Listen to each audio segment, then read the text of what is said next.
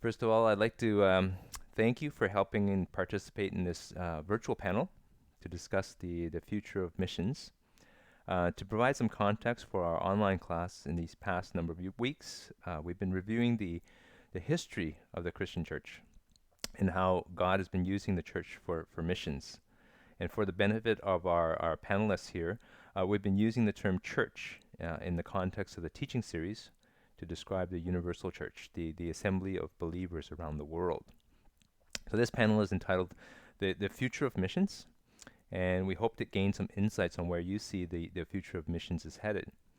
So really, the first question is, for those of us here who may or may not know you, maybe you can describe a little bit about yourself, where you come from, a bit about your background, both spiritual and physical, and where you are now. And so what is your current role in the Christian church?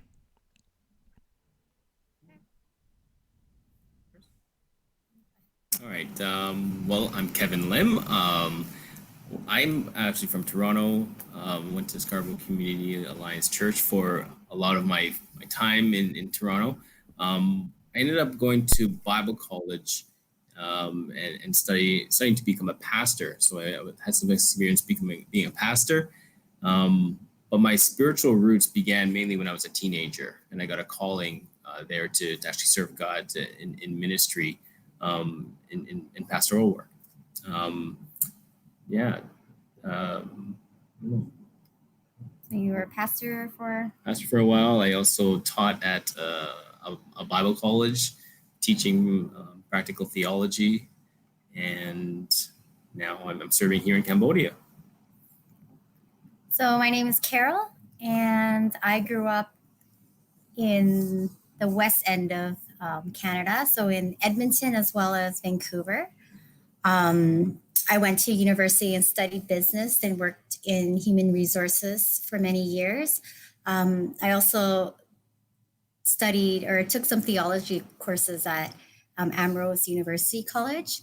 And in 2008, I became licensed and approved to become an international worker with the Christian and Missionary Alliance. And we've been serving in Cambodia since summer of 2018. 2018, you became a licensed That's also when we started serving. Yeah. worker. Great, thank you. Um, so you're in Cambodia, which is outside of Canada, which is where you both grew up. How does the work of the sending office, the administration side of it, and the sending home church support you as the field workers? So the CMA Canada, I think, was the organization that helped prepare us before we came. They interviewed us, as well as just checked our credentials, approved us before sending us out. And I think they continue to keep us accountable while we're out here in the field. They've provided the infrastructure for us to be here. So they take care of all the legal paperwork, the insurance. The health checks, the even providing us with tools and prepare the team here as well. So there's a team that we're working with here. We're not solo. Yeah, and they had some seminars as well that we were supposed to go to before coming out here. Yeah. In the church family. The church provides us. The church is actually one of the main partners with us. They're the ones actually sending us off. The church has been praying for us even when we're in the discerning process. Even to the last Sunday we were there. They sent us off and they prayed for us. And we are still in contact with the church. The church prays for us regularly. We're in contact with them, and we still feel like members of the church. The pastor is in contact with us. We preach once in a while via online, or we even send videos back and forth to each other. And so we get that support. Yeah. And there's also the financial support side. All of the Alliance churches in Canada give towards the Global Advance Fund, which funds all the workers all over the world. So Yeah, So that takes care of our allowance. But then there's also special projects that we sometimes need to raise money for, and the church in Canada helps rally and helps us with those projects. Great, thank you. Um, Being in Cambodia and working cross culturally, what are some of the challenges of working cross culturally? Hmm. Um, yeah, so Cambodia is a developing country, and up until the 90s, it was a war. Well, it is a war torn country. So in the 90s, that's when the Pol Pot's regime fell. And we saw a lot of NGOs and charities come into Cambodia to provide relief work. So the challenge for us now, um, almost 30, 40 years later, is seeing the effects of all the charity work that's been done here. So we see a lot of dependency of the nationals here on foreign money. We see, I guess, even though Christian organizations are doing great work in helping people with relief work and whatnot, there's also this fear that that you have like converts who are only converting to Christianity for the fringe benefits. So we're kind of having to be more aware of that, and so we're just looking at our various evangelism strategies right now to make sure that we're presenting a gospel in a way that is not enticing people with material benefits, so that so their heart is truly changed for the right reasons. Mhm. Yeah. And also, culturally, there's a lot of religious um, things that we gotta understand. The religious component here is it's not Buddhism; it's actually folk Buddhism. So anything I thought I knew of Buddhism back in Canada is actually dramatically different here. And so, So Buddhism is like a mix of um, animism, like worship of your Mm. ancestors and spirits, as well as like Buddhism, the traditional traditional, yeah. Buddhism and mixed with a lot of so it's a Hindu, Yeah, it's Hindu like kind mix. of a little bit of all these Asian religions synchronized. Yeah, synchronized together. Yeah. The, And so the that in itself fusion.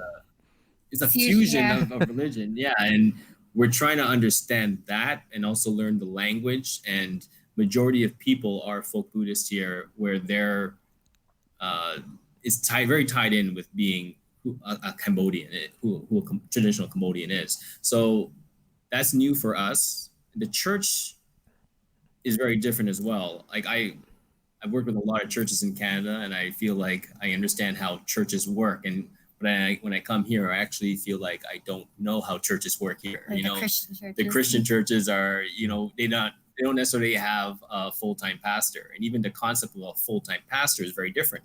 So when I think, oh, a church should be supporting its pastor, so that the pastor can work, in here, it's actually not true here. It's many of them are bivocational or trivocational, and or they're volunteer pastor. So different things in the church are very different than what I'm used to. Yeah, and even how you raise money, even ideas like tithing and offering is very different, I think, than what I'm used to. So I have to not pretend like basically pretend like I don't know anything here, because I don't know Mm. how the church operates here. My ideas don't fit culturally here. Mm-hmm. So what I'm hearing is that there's a lot of teaching and learning at the same time. Oh yeah, definitely. Yeah. Right now, since we're under 2 years, I think there's more learning than teaching. I don't know if I've done a lot of teaching in terms of the local pastors as of yet. All right. You touched upon really how poor the community is that you're working with, and I'm just gonna jump to question number 5. In sharing the gospel, how do you see the notion of balancing the word of God with the physical needs of the people? Yeah, this is something I think we're wrestling through and working through right now. So you're catching us at an interesting time. Mm. Um, right now, we work primarily with the Vietnamese people in Cambodia. Um, So they're a minority group here. Most of them have been in Cambodia for 2 or 3 generations, but unfortunately, they don't have any rights or citizenship. So they kind of live on the outskirts of society. They don't have any rights Mm. to education or employment, and most of them just live hand to mouth each day. Um, so I think for us, what we're trying to work through is who is the poor. So I think if we look at scripture, the poor are people who have no food, clothing, or shelter. They're more dependent on the mercy of others for their survival. But when we come in as a Westerner, we have our ideals about what the standard of living should be. Mm. And so we think that, oh, like everybody here is so poor, we have to help them increase their living standards somehow, right? But we're starting to learn that like what we thought was a poor living standard is actually normal here, and it's actually not that bad. Or so we're still trying to struggle with like relative yeah. poverty, and understanding that. I think that it's important to still demonstrate God's love through generosity, but according to like each person's means. And but we really do want to focus more on preaching the gospel, because ultimately that's what matters, right? Like the eternal inheritance that people will receive in knowing Jesus Christ. And I think it's a pattern that what Carol mentioned before. There's a lot of agencies, a lot of Christian agencies as well, that focus a lot on aid, and with very little gospel or very little teaching about the word of God, or they do it as a bait and switch model, and people see right through that. And Mhm. I think that what we're leading to now, there's actually a change. I believe there's a change all across the world that we're moving away from that. There's still a role, I think, for a parachurch model or like an outside agency to kind of assist if there is some physical needs that need to be met. Like education is one of the obvious needs of people to Yeah, improve. like skills Yeah, training. Mhm. and we believe Yeah. in that, but I don't think it should take 90% of an international worker or missionary's role to focus on that and then leave the leftover to just preaching the word. I think there's a change coming in the future that we're going to be moving toward separating that between a parachurch and a church, like, and actually missionaries focusing more on church development Mhm. rather than just parachurch physical aid. Mhm. Because in Cambodia, it gets confusing for people. Because then they feel like, yeah, again, like they have to kind of somehow be loyal to this Christian church in order to get like free rice or free education for their child, right? Or even the true believers, they can get accused by their neighbors or family members of not really being a true Christian because they receive some type of benefit. Right. So we Yeah. have to be really discerning in that area. And as the country changes and as I think more people believe in Jesus and you have a national church, you work more through the national church than you do through foreigners. And so that's obviously I think what we're trying to be doing. Perfect. Thank you. Well said. Well said. Um, Looking forward a little bit, sort of looking in the present and the future. Um, do you see some of the tools or aids that we have today, or perhaps in the future?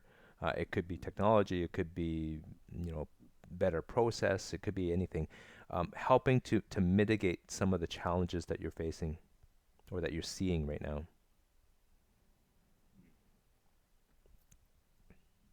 Tools. Well, I find us going away from more technology. Actually, one of the challenges we have that I didn't bring up earlier was working with illiterate people. I don't have a lot of experience teaching people who can't read a Bible verse, Mhm. and so we had to learn how to share the gospel through more storytelling. And so there's a tool here in Cambodia that was made just to explain the gospel in a series of lessons chronologically from creation all the way to ascension.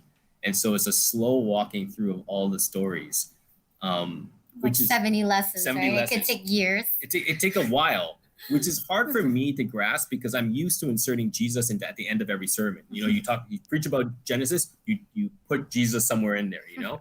But this actually takes you chronologically, so you're not confusing the listener, and it's all oral, and you might Like a have story, yeah, storytelling it's a narrative. narrative Yeah. oral way of doing it, and then you have maybe some pictures, like not old school flannel graph, but just have this one or two pictures to make it simple. You don't have PowerPoint, you don't use crazy technology or your phone or anything like that. It's actually simple. So that's one tool I think we've been leaning into more recently. Yeah. No, very Um, good. Another cool thing I think we can do to take advantage of, especially in Canada, is if you want to learn about a culture, you don't actually have to go to that country right away. You can find a church in Toronto that is that culture, and you can start learning about that. You can start living cross culturally before you actually move over there. You know, learn some of the challenges there. Yeah, for sure. As I was preparing for the class, I was looking up some of the more recent stats of Toronto. In Toronto, in the last census in 2016, the quote unquote visible minority has now become the majority. So we can't call the visible minority the minority anymore. They're just visible. Yeah. So, Totally. I mean, the class that I've been teaching is on church history, and it's very interesting that you mentioned the idea of storytelling and pictures. Um, in many of the churches in the Middle Ages, almost everybody was illiterate, um, and the sermon, the storytelling was oral, and the stained glass windows were the pictures of the story from the Bible. Um, and so it's very interesting to see how history is kind of repeating now again in 2020, that we're going back and using pictures and storytelling for the people, and it's addressing the people where they need it, right? If they can't read, I mean, there's no sense in giving them a book, right? Yeah. And they love it. Like when we're sitting in small group and we pull out a picture, like, the 50-year-old, 60-year-old people are like, oh, like they're so eager to have a chance to hold that paper and look at the photo Yeah. Mhm. Yeah. or illustration. But at the same time, there's also some technological things that we're using. Some like the Bible app for that Jesus Bible app, amazingly has many languages behind it. So we just hit a button and it switches the language into Vietnamese. Like someone has already recorded it, so the kids can play these Bible games or these texts and actually have it in their language. So it's really cool. So you can go very old school storytelling or new school using a phone or an iPad and teach that way as well. Yep. So there are those tools that are very helpful. Yeah, and I think you guys being of a younger generation, you're perfectly well suited to be comfortable in both sides. Did you say I'm younger generation? Like You are. younger than who?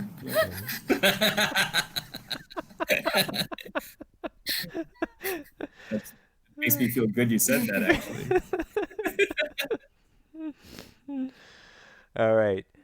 Next question. So, looking at stats and looking at UN sort of model predictions of population growth, by 2050, fully two-thirds of the world population will be living in an urban environment.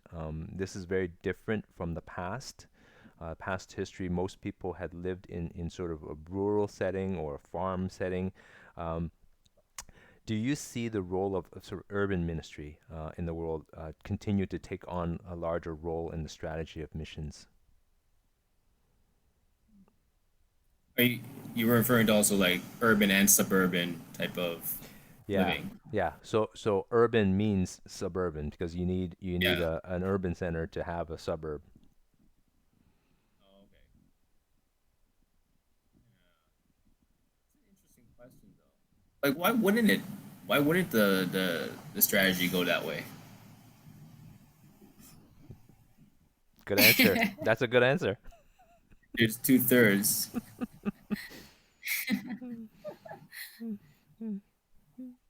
Yeah, I was wondering behind the question here. Um, What were you thinking about? You want to talk about, well, Midtown Church? well, I'm just thinking about how well there's also the debate about whether to go urban or suburban because in Toronto I noticed that there's a shift. Like the Alliance churches, for example, they all shifted away from the urban and they moved suburban. So like we maybe have only two or three churches left in the core of downtown, and you see people moving out towards the burbs. Um, Now, there's still a role for the church, I think, in the rural areas, but I don't know if we're investing a lot more into that area. There's a need in countries like Cambodia. I think in the rural areas where there is a lot of rural area, Hmm. there's a need for the church to kind of go into those areas too. Um, there are quite a lot of churches, I would say, in the cities, even in a country like Cambodia. Um, but I see a need for both. I don't think it's kind of a either or. Hmm. But a lot of stuff seems to happen out of the cities, where churches are based out of the cities, and they will branch out. Hmm. Yeah. Yeah, and I think that my question was a bit of a leading question, and I guess my my point was trying to get across was that it depends on where the people are. Where if people are moving towards the cities, then that's where the church should be. If people are staying in the rural settings, that's where the church should be, right? It's where the people are, right? Mhm. Yeah, I think we're hoping for a bit of a shift in Cambodia. I think it's like in most countries, a lot of people from the rural move to the city in order to work and get experience, education, and everything. But I think the church hopes that some of these people will want to go back to the rural areas Mm. to kind of help plant the church outwardly. You know, because the city is a good training ground, it's a good place for everyone to meet. It's the metropolitan for everything. But I think it's also good to encourage them and teach people how to start up a church where there is no church, and that's a Mm. pioneering type of work. Hmm. Um, but the city seat will, I think, the city will continue to be a big hub that will always be a spot for churches to grow and start in. Hmm. Yeah, good point. So finally, my last question is a really an open-ended question. It's really for you guys to share whatever's on your heart. So how do you see God using the church in His mission for humanity?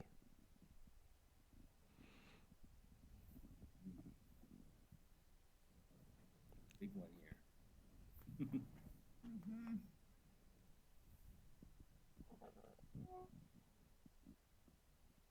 Let me see. Church for mission for humanity. Well, the main thing is to tell people the good news. I think Hmm. that still needs to be front and first and foremost in the work of the church to share the gospel. I think everything else in terms of helping with aid and other relief really needs to become secondary. Um, that's actually more of a recent conviction for myself. I kind of thought they went more hand in hand, or you can alternate between the two. But I think it's actually the gospel needs to be at the forefront all the time. Um, there's so many good things that can come out of that. There's so much aid that can come out of that, and prayer for each other, and actually people. You've seen the church step up in roles in government and everything like that. But I think at the forefront, you just want to be able to tell people about the gospel quite simply. Um, can the church do more than that? Yeah, the church has done so much through agencies like even Compassion, going into the world, doing sponsorship, doing so much. And but even that, I think they come alongside local churches, to share the gospel.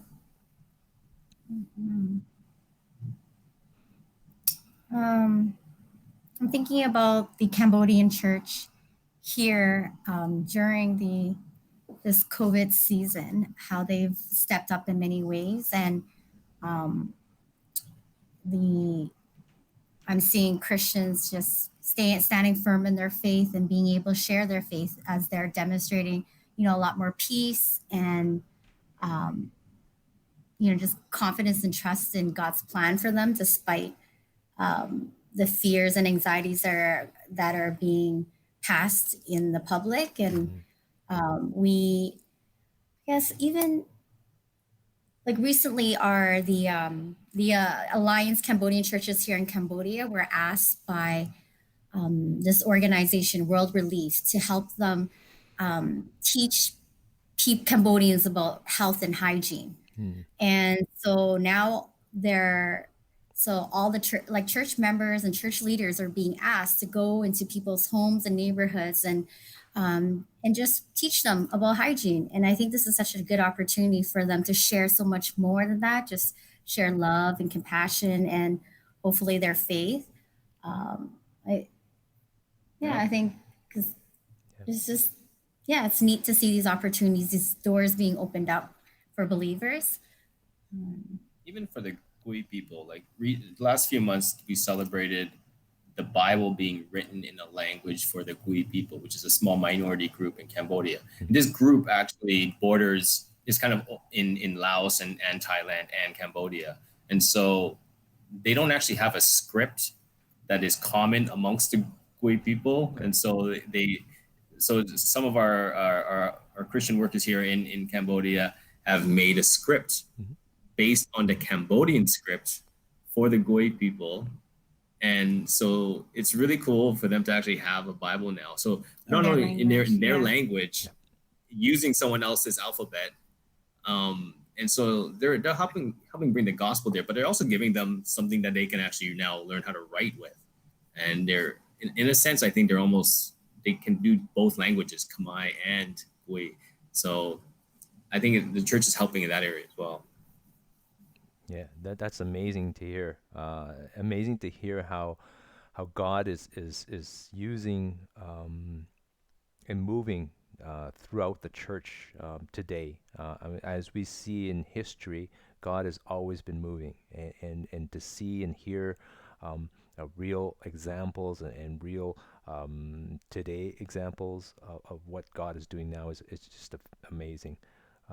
So I want to thank you for your time, for your service, and we'll end the recording here.